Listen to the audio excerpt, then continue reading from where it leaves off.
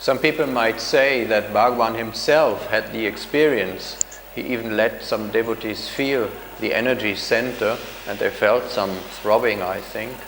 So it is easily referable that people think I should concentrate there. What would you say about that? Bhagavan told Kapali Sastri quite clearly, you should have rather than locate the experience. I think the point of this, well, Kapali Sastri was of a yogic disposition. He liked centers in the body, he liked places to concentrate on. So this was Bhagavan giving him a mild admonition that you couldn't put the experience in a particular place by putting one's attention on it. I think this was the advice he gave to everyone. He never denied that this was a place in the body that could be tangibly experienced. There is a report in talks with Sri Ramana Maharshi where some devotees actually put their palm on Bhagavan's chest and felt some throbbing. But one of the people involved in that I spoke to, and he laughed. He said, I never did that. None of us would dare put our hands on Bhagavan's chest. As Bhagavan said, silence is a very important measurement of progress, so to speak. A sattvic mind state, that practices that bring these states could be of help if you turn to the perceiver, to the subject. If you use them, so to speak, as a mirror. What would you say about that? Bhagavan was very Catholic with a small c. He accepted all practices, he accepted all traditions. He realized that many people had no interest in inquiry and preferred to do other devotional-based practices. But he was quite clear. He said, ultimately, everybody has to come to inquiry. He said, you can attain all kinds of good experiences, divine states, through mental activities, through contemplating the divine. But he said, ultimately, if you want to transcend the mind, there's only one gate. And he said that gate is taking the eye back into the heart and making it disappear. So the various practices which he encouraged people to do, I think he did so because he wasn't prescriptive. He didn't tell people you should do this, you should do that. He accepted that certain people were temperamentally more suited to a devotional path.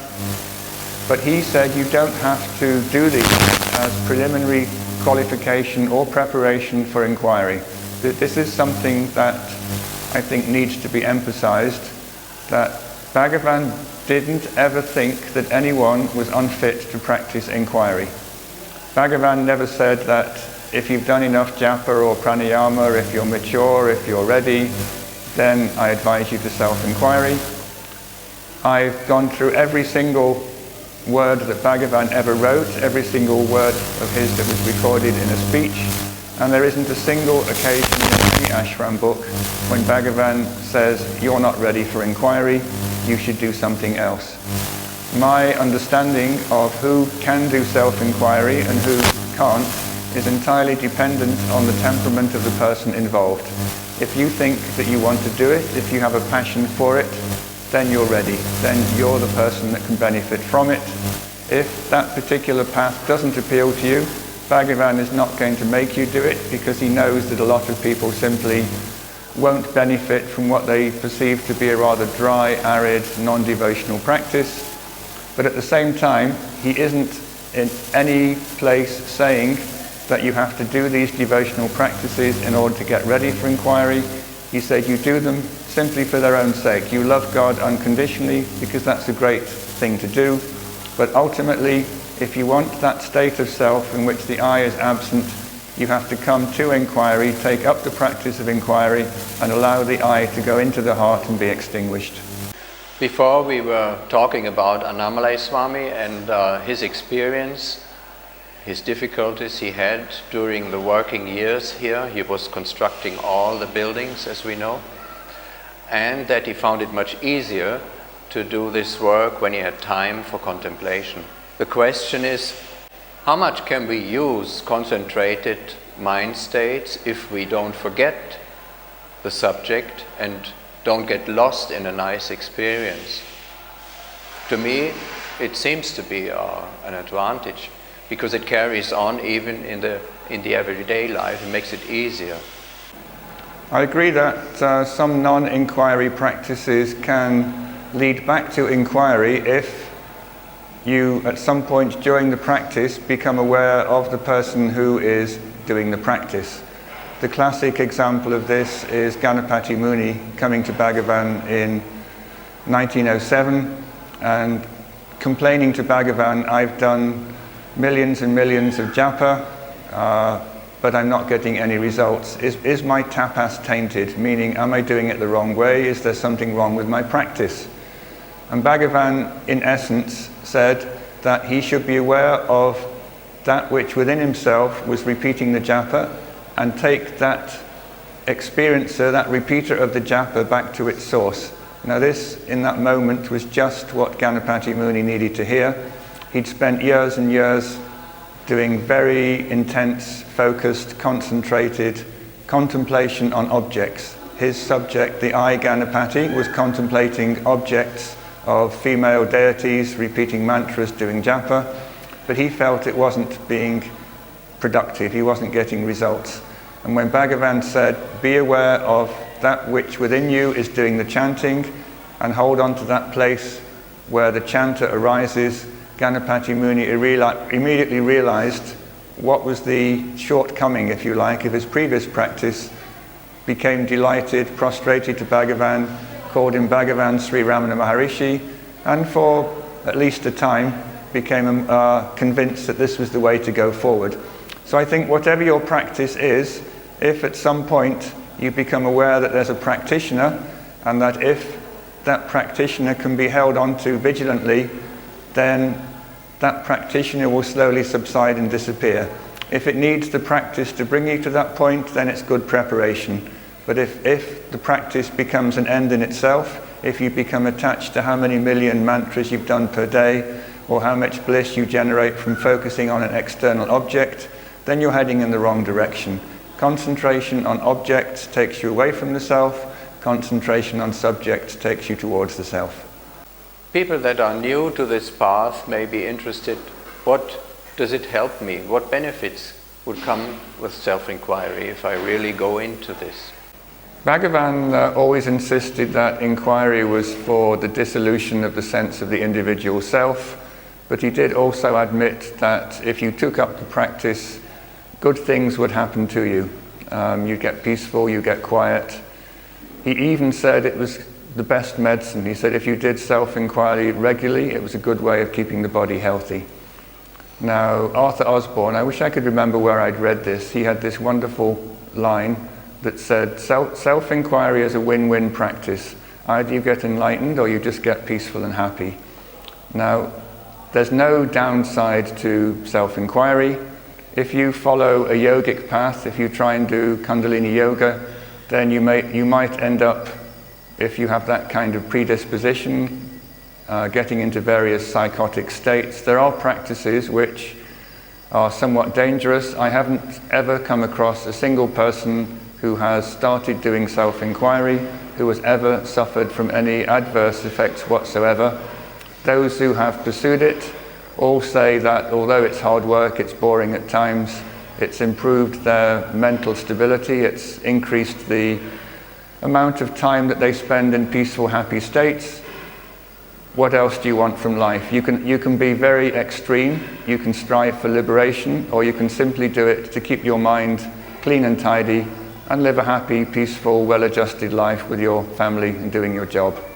If someone who is very new would come to you and ask for them, what would you tell him to do? If somebody comes to me and asks for information about Bhagavan or advice on how to practice the teachings, that means that Bhagavan has to some extent caught them a little bit, that they've been brought into Bhagavan's orbit, that possibly those teachings will be of benefit. I think the first thing I would say is, well, what attracted you to Bhagavan? Are you interested in his life? Are you interested in his teachings? Do you want to read philosophy? Do you want to practice them? Do you simply think he's a great saint? Do you want to read stories about him? So I would find how the person came to be interested. And probably initially I would give them something to read, and if they wanted to practice, I would either give them some advice or give them some reading on how to practice the teaching. But there I draw the line. I have absolutely no interest whatsoever in attempting to communicate Bhagavan's teachings to people who don't have any interest, who haven't already expressed an interest. And this was Bhagavan's path also. There was a Kerala guru called Narayana Guru who came and watched Bhagavan at Skandashram and was enormously impressed by what he saw, and he went home and wrote a poem in Sanskrit which said, this is the man who never asks anyone to come or anyone to go. This is the man who abides as the self. This is the man who is not teaching anyone to do anything. This is a man who just abides in the self. Bhagavan had no interest whatsoever in attempting to persuade more people to come to see him, persuade more people to practice his teachings. On the contrary, he adopted several ruses to keep people away. My favorite was on big festival days in the 1920s. There was a very large, impressive devotee called Dandapani Swami who used to wear an orange kaupina, and with Bhagavan's tacit approval, Dandapani Swami would sit down by the ashram gate in Padmasana, and all the new people who would come in would think this is Bhagavan, and they would prostrate at Dandapani's feet and just carry on with their pradakshina.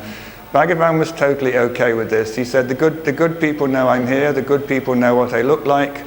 If we keep a few of the casual visitors away, that's fine with me. So Bhagavan not only had no missionary zeal whatsoever, he actually occasionally used various bits of subterfuge to keep the general people away from him.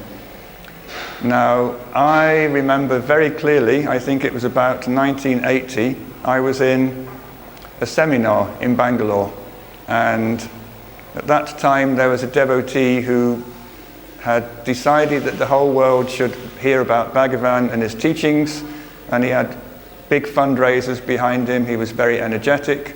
He was organizing programs all over the place, and he stood up and said it was his mission in life to get millions of people interested in Bhagavan and his teachings. Now, I think he was introducing Swami Chinmayananda, who was an old devotee of Bhagavan, who met Bhagavan himself and had a lifelong interest and respect for Bhagavan.